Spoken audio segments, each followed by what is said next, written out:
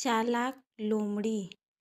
एक घने जंगल में एक बहुत ही चालाक लोमड़ी रहती थी।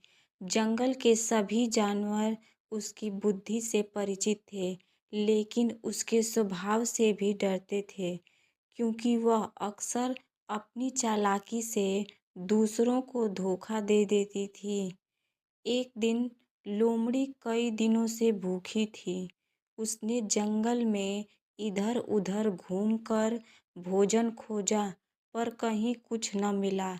तभी उसे एक कौवा दिखाई दिया, जो पेड़ की ऊंची डाल पर बैठा हुआ था और उसकी चोंच में रोटी का एक बड़ा टुकड़ा था।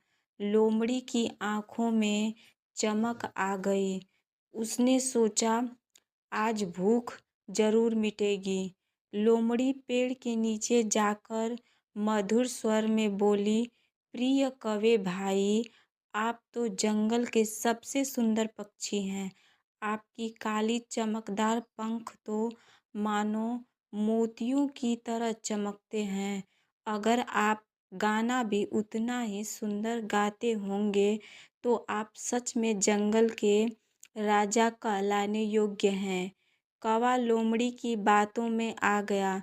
वह अपनी तारीफ सुनकर बहुत प्रसन्न हुआ। उसने सोचा कि क्यों न अपनी मधुर आवाज़ सबको सुनाई जाए।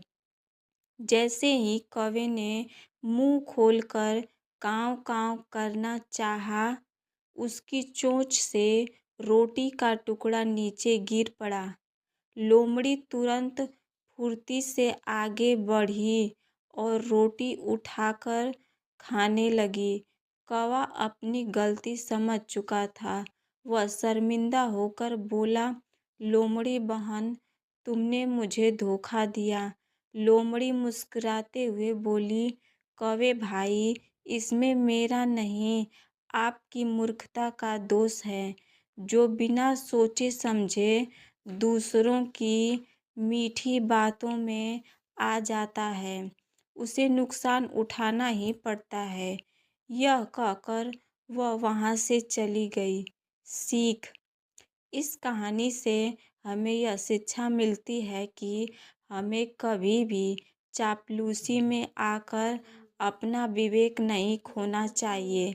मीठी बातों के पीछे छिपे स्वार्थ को पहचानना ही सच्ची बुद्धिमानी है।